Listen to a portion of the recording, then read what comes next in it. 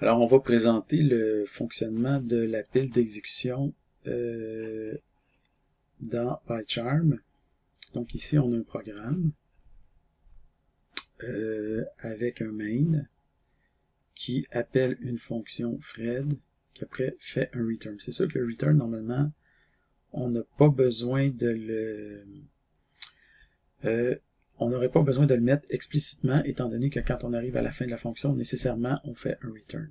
Mais là, on met un return juste pour que ça soit plus clair quand on va faire le pas à pas tantôt dans le débogueur, pour que ça soit plus clair qu'est-ce qui se passe exactement. Donc la fonction Fred définit une variable locale G qui est égale à la fonction Guérin que vous avez ici.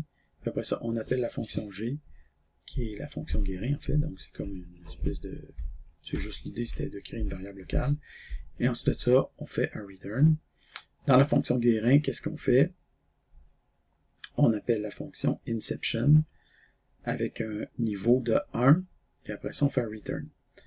Quand on arrive dans la fonction inception, là, on a un argument qui est le niveau. Donc, le inception n'est pas là pour rien. Il est là, disons, pour faire référence au film du même nom, dans lequel on passait dans un niveau, d'un niveau on passait à un autre niveau, d'un niveau on passait à un autre niveau, etc. Puis qu'après ça, il fallait revenir dans les niveaux précédents pour retourner à la réalité. Donc, inception, c'est une fonction récursive qui fonctionne un peu comme la réalité du film en question. Donc, on a donc défini une variable locale, next level, qui est égale au level plus 1. Après ça, si le next level est plus petit ou égal à 3, on fait un inception next level. Donc, on saute dans la réalité de niveau supérieur. Seulement si on est au niveau inférieur ou égal à 3. En termes de next level, c'est-à-dire, et non pas de niveau. Et après tout, on fait un return. Finalement, à la toute fin, on appelle la fonction main et on fait un pass ici explicitement. Le but, c'est toujours de faire une instruction explicite pour le débogage tantôt, puis sinon faire un pass comme ça sert absolument à rien. La même chose comme faire un return, c'est automatique les returns. Donc, là, ce qu'on va faire, c'est qu'on va mettre un point d'arrêt ici. Après ça, on va cliquer là-dessus, puis on va faire debug.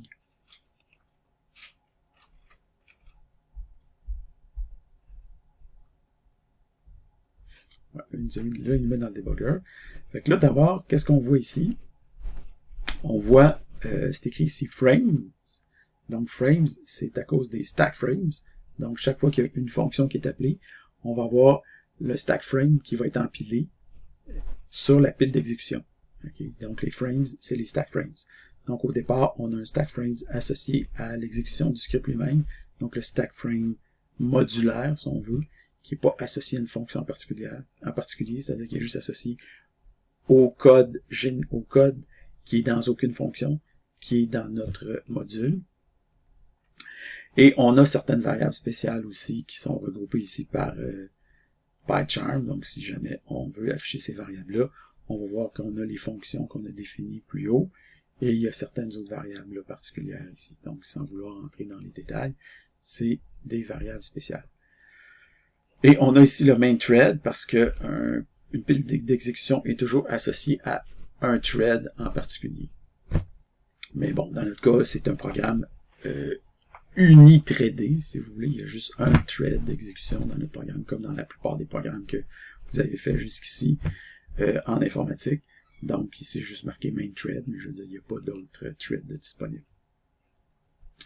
Donc, si on lance l'exécution pas à pas, donc le main, donc ici, on va aller dans l'exécution de la fonction main, pouf, qu'on voit dans main qu'on arrive à la première ligne à exécuter dans la fonction main, puis on voit que il y a un stack frame associé à la fonction main qui vient d'être empilé sur la pile d'exécution. Si maintenant on exécute ici la fonction Fred, on tombe dans la fonction Fred et on vient encore d'empiler un stack frame qui est le stack frame ici associé à l'appel de la fonction Fred. Donc là, on continue, on définit une variable G qui a mis dans les variables spéciales parce que c'est une variable de type fonctionnel. C'est pour ça qu'il l'a mis dans les variables spéciales. Après ça, si on exécute une étape supplémentaire, on tombe dans Guérin. Et là, encore une fois, le module appelé le main, qui est appelé Fred, qui est appelé Guérin. Et ici, on a les emplacements, les lignes auxquelles ces appels-là ont été effectués.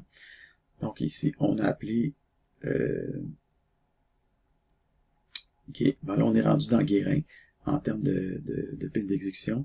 Et ici, à la ligne 19, ici, on avait appelé la fonction Guérin. Puis on s'est ramassé sur le stack frame supérieur. Donc là, maintenant, ici, on va rentrer dans Inception avec le niveau 1. Comme ça. Donc là, on vient de rentrer ici, Inception. Et vous voyez ici, là, peut-être je pourrais tasser ça un petit peu. On voit ici, niveau 1. Ça, c'est PyCharm qui met ça. Puis ici, on voit la variable associée au stack frame. Donc la variable level qui est égale à 1. Alors là, on continue l'exécution. On définit une variable next level qui est égale à level plus 1, qui est égal à 2. Donc ici, next level est égal à 2. Après ça, on exécute la conditionnelle, on teste la conditionnelle, et là, vu que le niveau suivant est inférieur ou égal à 3, on fait un inception pour tomber, passer au niveau 2. Donc, pouf, on fait un inception. Donc, à partir d'ici, on a appelé la fonction inception, puis on s'est rendu à l'exécution à la ligne 31, mais on voit qu'on est rendu au niveau 2. On voit ici qu'on a un niveau supérieur qui a été rajouté, donc Inception a appelé Inception. Donc, en s'appelant récursivement, on a placé un second stack frame sur la pile d'exécution. Après ça, on continue. Donc, le next level est égal à 3. Est-ce que le next level est plutôt égal à 3? Oui, c'est vrai. Donc, on fait encore une Inception pour aller cette fois au niveau 3. Donc, on fait une Inception avec le niveau 3. On calcule le next level. Et là, puisque le next level est plutôt égal à 3, on ne rentrera pas ici dans Inception, ce qui permet d'arrêter la récursivité. Parce que ça, c'est une fonction récursive. Donc, à un moment donné, dans une fonction récursive, il faut empêcher de tout le temps appeler la même fonction. Parce que si on fait ça tout le temps, ben ici, la pile d'exécution va accumuler les stack frames. Donc, à chaque fois que la fonction va s'appeler de même, il y a un stack frame qui va s'ajouter. Stack frame, stack frame, stack frame, stack frame, stack frame. Donc, si la fonction n'arrête jamais de s'appeler, la pile d'exécution va finir par se remplir complètement avec les stack frames. Puis là, ça va faire un stack overflow. OK, donc, on veut pas faire de stack overflow. Donc, c'est pour ça que, à un moment donné, il faut sortir de la récursivité. Donc, pour sortir de ça, ben, ça prend une conditionnelle pour en sortir.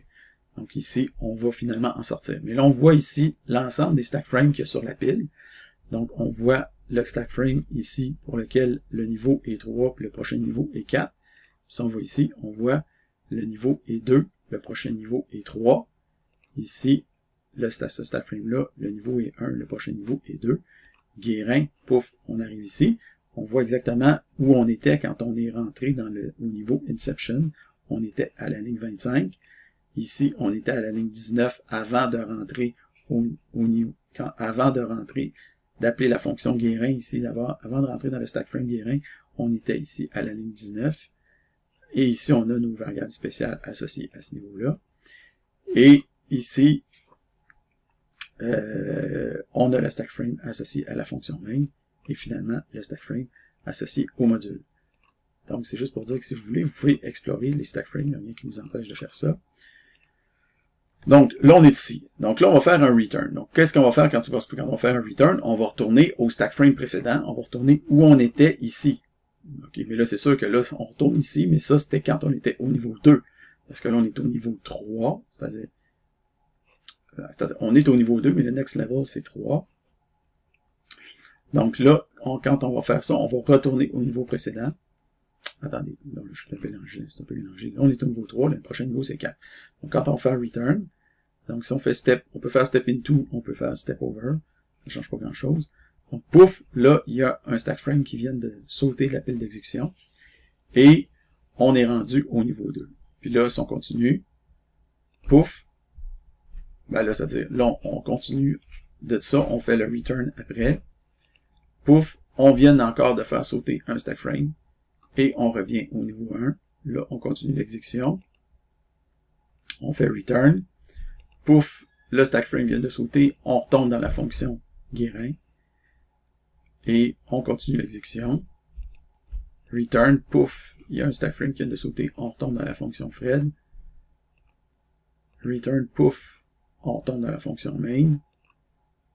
Pouf, on tombe dans la fonction modulaire, si on veut, le code modulaire. Et finalement, ici, pouf, on termine le programme. Et le programme se termine avec un exit code de 0.